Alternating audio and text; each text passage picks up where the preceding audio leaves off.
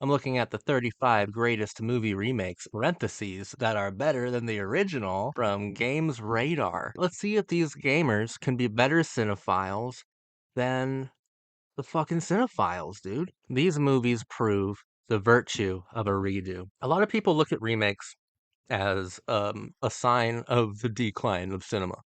Maybe people have always looked at remakes that way. I'm not sure. Remakes aren't a new thing. Remakes have existed since the dawn of cinema itself. And I don't think that remakes are indicative of a lack of creativity. I think that remakes can be exceptionally good. I think that when you remake something, you should remake it for the right reasons.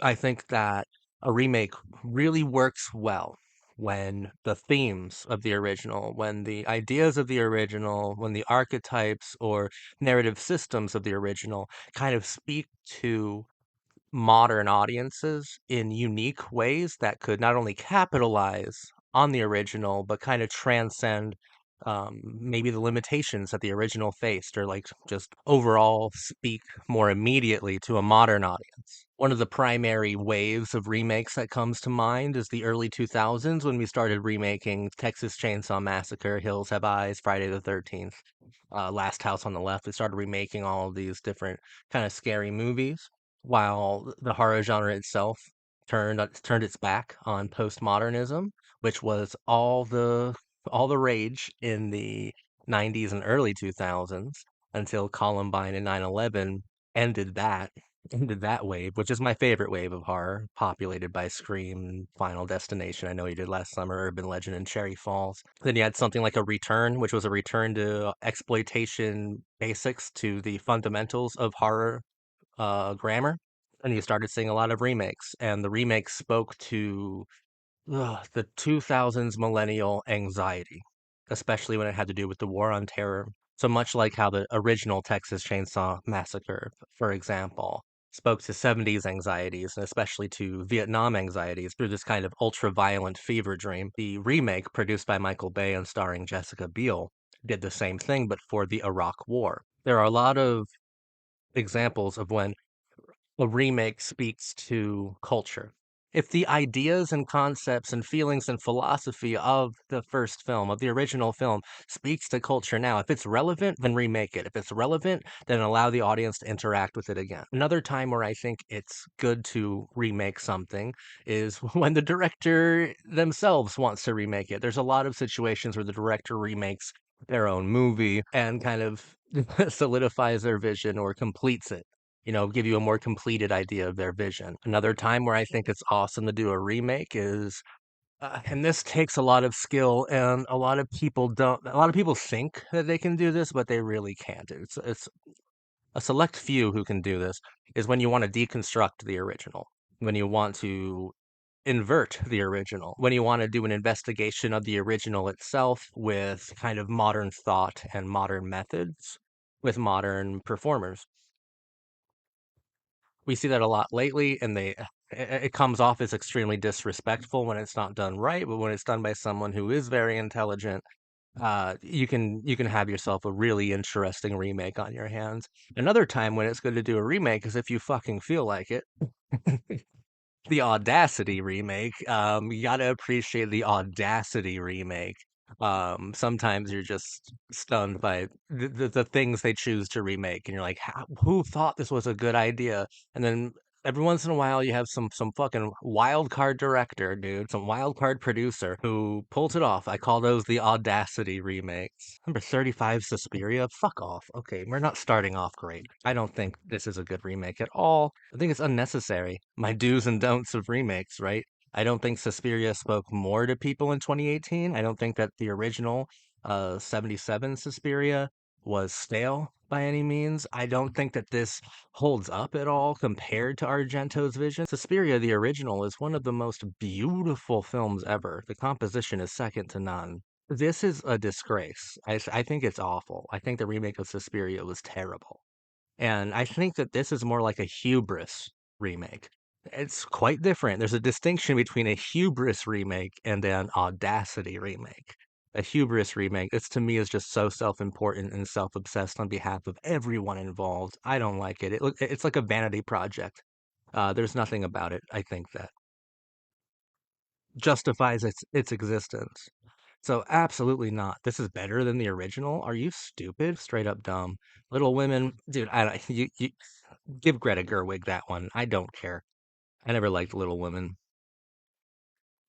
It is not as good as the original miniseries, The Parent Trap, 1998. I- It's weird to me to think that the Parent Traps are competing for over quality. Like no one takes those movies seriously anyway, so I'm not going to seriously engage with this being on a list. Fatal Attraction. Okay, we agree. But like no one really knows this is a remake though, right? Like it's weird. It may surprise many to learn that Fatal Attraction, a late 1980s classic that kicked off the erotic thriller boom in Hollywood, is actually a remake.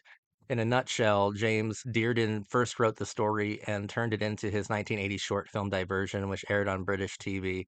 Years later, the concept was retooled into Fatal Attraction. I don't know, stuff like this, like Fatal Attraction and Heat, I don't think that those necessarily qualify. Um, because I think like the general idea of what a remake is, uh i- it's not like remaking something's no one's heard of or no one's even seen. When we think of remakes, we think of remaking a popular film over again. Some Like It Hot. Yes, I agree. Some Like It Hot, I agree. Some Like It Hot is an Americanized adaptation.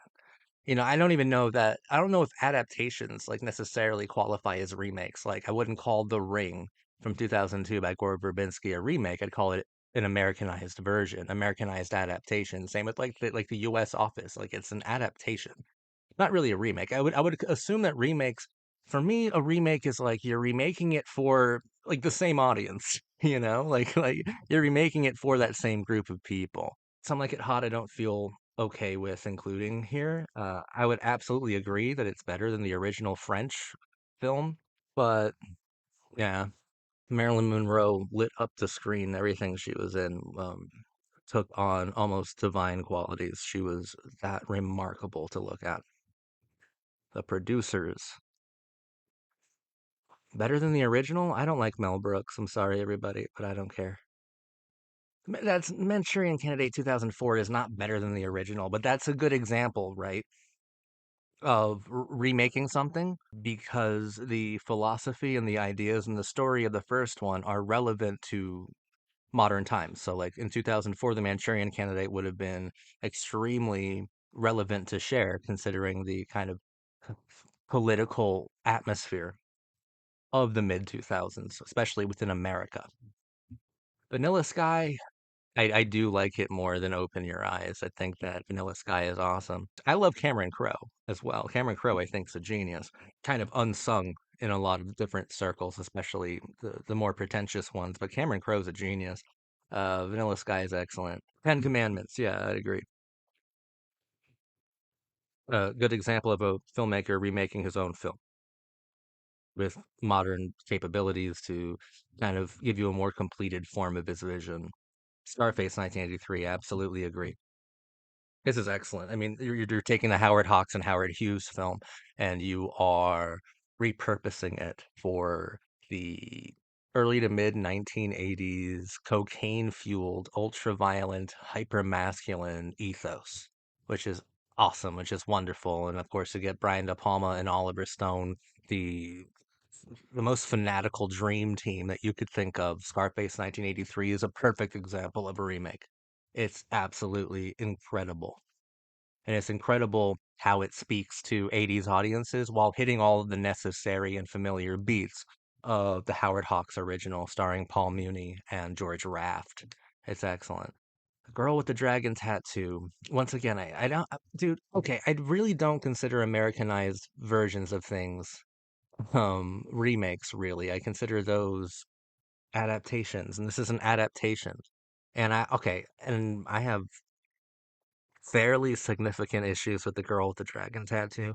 Most people I know who like it are almost like yuppie kind of dudes, honestly. And I don't know, they get to live out some sort of perverse sex fantasy by like being around this character, whether or not it's Rooney or Numi. They get their rocks off to this. Like I guess that this is like a perfect self-insert. They imagine they're this person, and I don't know. I don't know. I think that Girl with the Dragon Tattoo talks about really sensitive subjects in very exploitative ways. I don't buy its sincerity. I think it is mostly just there for you to gawk at the cute goth girl. I mean, I think it's there to not only sexualize, because I don't care about sexualizing things. Film does that almost naturally, but it's there to fetishize um, troubled, mentally disturbed girls, which I think is a bit more problematic and suspicious. It's a very sus film. If your favorite movie is this and you're a guy, you are very sus. Because I think it definitely fetishizes troubled young girls. I mean, she's practically a superhero in this, isn't she? Like like the world's greatest hacker or something, and she has like the universe's most fucked up past, and she's been like assaulted sexually like so many times, and yet she's just bomb in bed. Seems to have no problems with those kinds of performances of eroticism. I don't know. It feels so wrong, dude. I don't buy it at all. I'm really glad those films stopped being popular, but I don't think David Fincher's is like exceptionally better. I think that Numi uh, was uniquely magnetic within the originals. Um, she brought dignity to that character. I don't really think Rooney Mara did. Uh, and maybe David Fincher wasn't capable of making those ideas more sincere. I really just look at the girl with the dragon tattoo as an excuse for like yuppie older white guys to fetishize abused young goth girls, you know? Which like that's fine. I guess I get upset by the kind of pompous and super serious trappings and window dressing of the piece. That's what I find so offensive about it. Uh, the film takes itself so seriously, but I think that those who engage with it the most are they don't know it, but they're thinking with their dick the entire time while convincing themselves that they're watching with their brain. I don't know. I think it's a film that knows that guys are idiots and easily led, easily won over. His Girl Friday. Sure, but that's like around the time it's a good screwball. But that's around the time where studios would remake films that didn't really perform well originally because they're like, ah, it's a good idea here. Let's just redo that until it hits. And then it hit. It's not necessarily like I think that you have to play to what people think of when they think of remakes. When people think of remakes, they think of remaking something that is popular, something that has its place within the cultural lexicon that, is almost a cultural touchstone and you're remaking it. That's what most people think of with remakes. You've Got Mail, whatever. You've Got Mail sucks. I didn't watch the original The Shop Around the Corner, but there's no possible way that it's not better than You've Got Mail. Like, You've Got Mail is fucking terrible. Oh my God, the worst social messaging possible. And I hate Tom Hanks. The Man Who Knew Too Much. I like the original so much more. The original's got Peter Lorre. What are we doing? Fuck you. True Lies. Half of these fucking movies are just Americanized adaptations. I don't think True Lies counts. I don't think Americanized adaptations count because they're not met with the same scrutiny. Not as many people saw the original foreign film. So when this new American film comes out, they don't immediately associate it with with the original. So, like, to them, they're seeing it for the first time. What's truly remarkable is if you can remake something and they know it's remade and they've seen the original, and yet they really appreciate this remake, even though they're being told kind of fundamentally the same story twice in most cases. True Lies, no one knew James Cameron was, no one knows that movie. No one knows it. So it's not met with the same scrutiny. It doesn't have the same hurdles to jump over or the same metrics to operate within. Like True Lies, no one knows it's a remake. I don't think that Americanized adaptations should count at all. I think that's a different kind of category altogether. And we can have our own category of like Americanized adaptations, but this isn't that. Like Dread. Is Dread even truly a remake? Because like if we're adapting like a comic book, not every adaptation of that comic book should be seen as like the original, right? There are a thousand different ways to adapt a comic book. It's not a remake, it's just an adaptation of a comic book. You can't tell me it's a remake of Stallone's Judge Dredd because it absolutely isn't. It's just another adaptation of the comic book. Dredd does not count as a remake. Yeah, exactly. It counts as the second film version. So why, Games Radar, are you telling me this is a remake? It's just a second film version. It's not a remake. It's a new thing. It's a new film. The Batman with Robert Pattinson is not a remake of Batman Begins. Like, what is that? That's stupid. And I don't agree that the Blob 1988 is better than the. God, honestly, be careful where you click on this fucking page. You click fucking anywhere, dude, and it'll take you to some nerd ass fucking gaming site with anime girls everywhere. Ugh, fucking annoying. But I like the original 50s one a lot more. It's got a lot more charm. The Longest Yard, I didn't watch the original.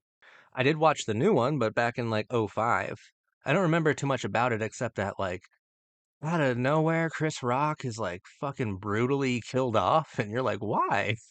This is my what happens in my beautiful comedy movie. I do find it funny that like Adam Sandler, I believe, is playing, yeah, Burt Reynolds' character. This is a case where I'm happy I didn't see the original because there's no way Adam can truly compare to Burt. I don't know. I don't care. I don't care at all. Hairspray, I hate the remake. I hate it. I think it's a lot more sanitized. And yeah, it's the first thing you say. It feels like sacrilege to call a sanitized, bigger budget remake of John Waters' movie better than the original. Whether you boogie down with the '07 Hairspray from director Adam Shankman or not, there's no denying that it's still one of the most successful. I don't care. Stop it. I don't care if something. Stop it. Stop it. This is sanitized. This is soulless. Hairspray isn't John Waters' best movie, but like in general, the original, but still, this is a sanitized version. I think this represents everything that peak like pure John Waters and pure rebellious rebel punk cinema opposed. No, I think this betrays the original entirely. 310 to Yuma, I absolutely agree with. The original with Glenn Ford is okay, but this remake I haven't watched it in a long time, not sure if it's aged properly, but I did watch it a few times around 2007 and I loved it, dude. Everything from Russell Crowe to Christian Bale to Gretchen Mol and Ben Foster. Everyone was incredible within the film. I thought that James Mangold was excellent. His composition was pretty lush and beautiful, and the philosophy of the film was lovely to engage with and interact with. And I feel like that kind of masculine philosophy was necessary to share in the late 2000s, especially when we were seeing Westerns have a sort of minor resurgence in visibility and within popularity. So I think that 310 to Yuma is an excellent remake that is better than the original. Man on Fire, I don't like Tony Scott. I think Tony Scott is bad. I don't understand the love for Tony Scott. Um, unless it's ironic. And even then, it's no fun to like Tony Scott. I don't like Man on Fire. I agree. The Fly 1986 is much better than the original because with Cronenberg and his body horror within the Fly, within Brundlefly, we're able to interact with sexually transmitted diseases or even the HIV epidemic.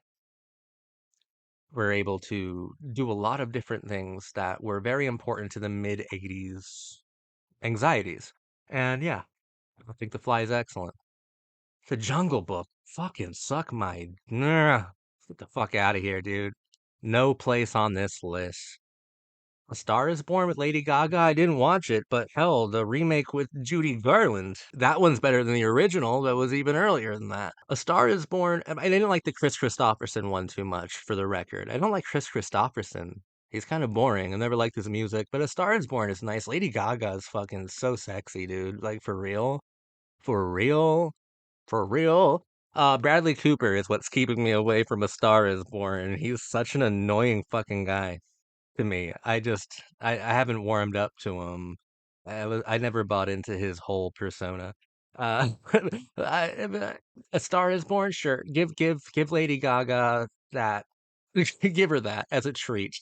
Sure, it's better. Who cares? But the one with Judy Garland is exceptionally good.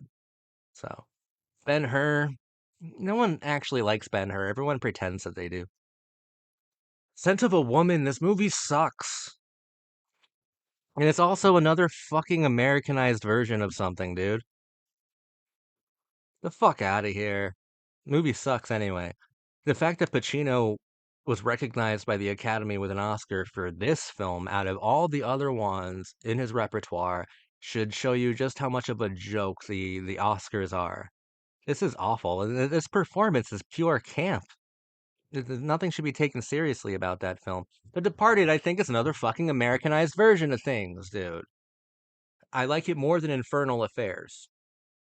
It is better, but I'm not that impressed by The Departed in general. I love Martin Scorsese, but I think I think that's if he has any film that can be called overrated, it's The Departed, honestly. Um I think there are a lot of problems with structure, with pacing, with characters, with the archetypes and how they interact with each other. And maybe these problems do stem from the fact that they also exist inside of the um, Chinese film too. So when they adapted that into American iconographies, they did not fix those, and they still exist. Maybe they're integral. Maybe they're just a necessary part of the story, which means that the story is intrinsically flawed no matter how you choose to express it. True Grit, I agree. I agree. I think that the Coens did so well with that remake. Josh Brolin, Jeff Bridges, and I always forget her name. Haley Steinfeld. All so fucking good, man.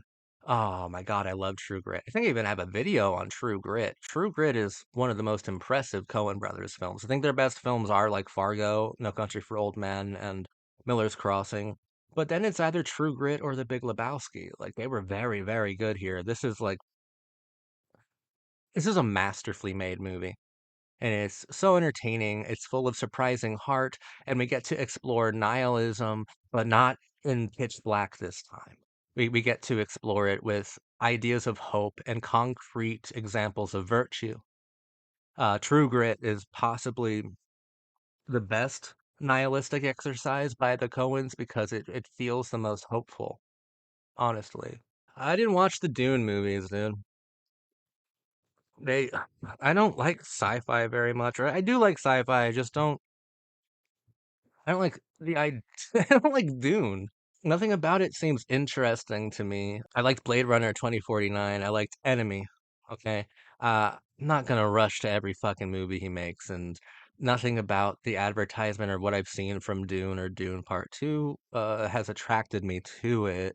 I don't want to see it. I don't care. I've got better things to do, and aren't those movies like long? Aren't they too long for me in my fucking pea brain?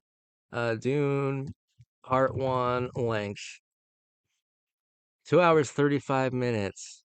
I mean, I hate that length is almost 3 hours for Dune Part 2. I hate that when you watch like a fucking movie now, you have to devote almost 3 hours of your time to something that yeah, you might not like. And in my case with Dune and shit, probably won't. I wish that there wasn't as much commitment involved with just trying out a new popular movie. But I don't think they make movies correctly anymore. I think they make movies that feel more like television.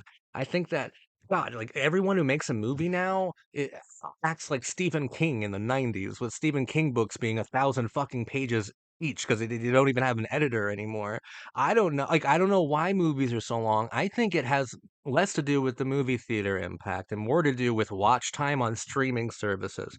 I think that streaming services operate quite a lot like YouTube in the sense that if they keep you on for longer, that's good. Watch time matters. So if they make the movie as long as fucking possible without being absurdly too long, then those are good numbers. I think they make movies longer for watch time for streaming, for boring, cold and distant numbers and statistics. I don't think that there's no fucking way that Dune and Dune Part Two deserve like should be that long. Blade Runner 2049 shouldn't have been as long as it was. It was excellent, but there, people need editors again, just like Stephen King in the 90s needed an editor, no matter how much he swore he didn't. Like, you need an editor. I shouldn't have to gamble with fucking 3 hours of my time when I'm not at work on some random fucking movie that doesn't care about my time.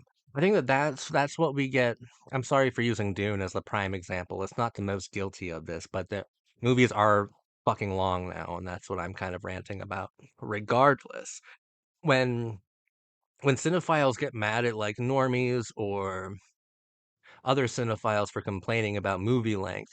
They're like, man, you got TikTok brain, you got brain rot, you can't sit still for 2 hours. It's like, no, what if I fucking work 40 hours a week and I got shit to do? And I've watched these long, newer movies and they clearly don't value my time. They don't value my time whatsoever. It's about valuing my time as a viewer, as someone engaging with the art. And the viewer is part of the artistic process. The viewer transforms what is shown. The viewer transforms the art into something larger than itself. The viewer is a transformative part of the art. So to act like the viewer like doesn't matter when the viewer compares about complains about length, I think is super elitist and just a good example of bootlicking for the studio and for the director involved, like who clearly don't care about valuing your time. Um, That was an unnecessary rant. I don't think that Dune is the most guilty of this. I've heard it's good, but that's my problem with really long movies lately. Because they don't seem to fucking care. They don't care if my time is being wasted or not. They don't want to. They don't want to make sure I'm entertained. Invisible Man 2020, I didn't watch it, but it didn't look bad. So you look at this Me Too era spin over the 1933 original, which I think is cool, which I think is necessary. If, oh my God, again, dude, don't want to play this stupid fucking, God damn it, games radar. Can't click anywhere, dude. Um, I think that if the themes and ideas within the original speak to current times, and do that. That's fun. The Wizard of Oz, 1939. I don't think that fucking counts. It was preceded by a silent version in 1925. All adaptations of the same fucking story are not remakes of that story. They're just a new adaptation. God, bro.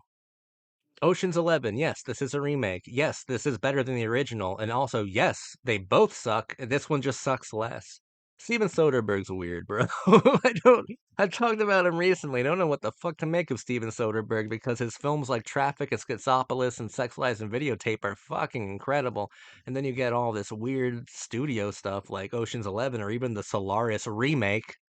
Soderbergh was on a remake kick during this fucking time, and he succeeded with Ocean's 11, and whereas the George Clooney Solaris is one of the worst fucking things I've ever seen. Then again, is Solaris truly a remake of Tarkovsky, or just an adaptation of the fucking book? Or is it consciously a remake of Tarkovsky, or just Americanized adaptation? I think there's more nuance to defining a remake than this list, or I guess most people consider. The Thing, 1982. Yep, I was expecting this to be here somewhere. It is a lot better than the original. Number one is Heat. Yeah, the TV pilot turned TV film LA Takedown. I mean, this is another situation where no one's seen the original. So it's not met with the same amount of scrutiny when it comes out. When most people see Heat, they're seeing that idea for like They're seeing that story with those characters and that philosophy for the first time ever. It's one of the greatest films ever. I'm not going to argue with it appearing at number one on any list, whether or not I agree with the definitions. Uh, if you want to put Heat at number one, that's totally fine because Heat is totally amazing. I love this film. It's absolutely incredible. Yeah. I just don't, dude, no one knows the original, so it's not met with the same scrutiny. Like, what are the worst remakes? Right? Like these ones are met with a lot more scrutiny.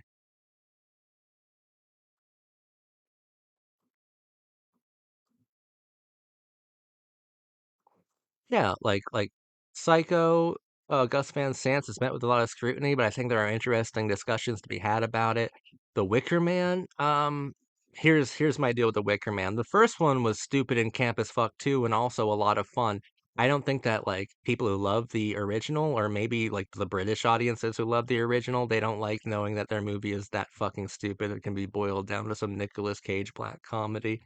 The Stepford Wives, Planet of the Apes, The Omen, Guess Who, The Lady Killers, House of Wax. Oh, fuck you, dude. Okay, if we're talking about get fucked, you stupid bitch. House of Wax, dude. House of Wax is one of the greatest remakes of all time. My favorite remake is House on Haunted Hill. And with House on Haunted Hill with 13 Ghosts, with House of Wax, you are repurposing William Castle for the late 90s to mid 2000s for those anxieties, for those cinematic appetites, for entirely new goals. Dark Castle made some of the best horror movies of all time, made the best remakes of all time. There's so much philosophy to Dark Castle. Click this link in the corner for all of my Dark Castle analysis videos. Don't you dare come for Dark Castle. You're not ready for me. I will destroy you. Honestly, I will defend Dark Castle to the end of time. They're the most genius studio that's ever existed. It's the only time I can fucking truly defend a studio in its entirety. I love the philosophy of it. I believe that Susan Downey, Robert Downey Jr.'s wife, is one of the geniuses behind the studio. Helped get films like Gothica made, for example. Helped get films like Orphan made. No, don't you fucking come for any Dark Castle film. House of Wax is one of the greatest. Watch Paris die. Okay? Talk about speaking the 2005 perversities, infatuations, hyperfixations, and ultraviolence. Fuck you. Don't you dare say that House of Wax is one of the worst. Maybe I should have looked at the worst remakes, because that's the most passionate I've been this entire video, and that because I'm defending something that I guess a lot of people don't like. House of Wax is beautiful. Get fucked. Don't you dare tell me House of Wax is bad. House of Wax is even cool because the main characters are twins. And it's like the original and the remake interacting with each other, and there's a secret third, right? Come on, fuck off. Oh my god, it's so good. Maybe that's the problem with that list. It was so boring, it was so safe. Like they had to use Google to figure out that half of those movies were remakes because no one knows, no one cares. They're not viewed like that. I don't think they count. Anyway, I've been your cult boyfriend. Thank you so much for watching me. Oh my god, look at Jared Padalecki. Every Team Jess person should watch this movie. That's all I'm gonna say there. Thank you. Bye.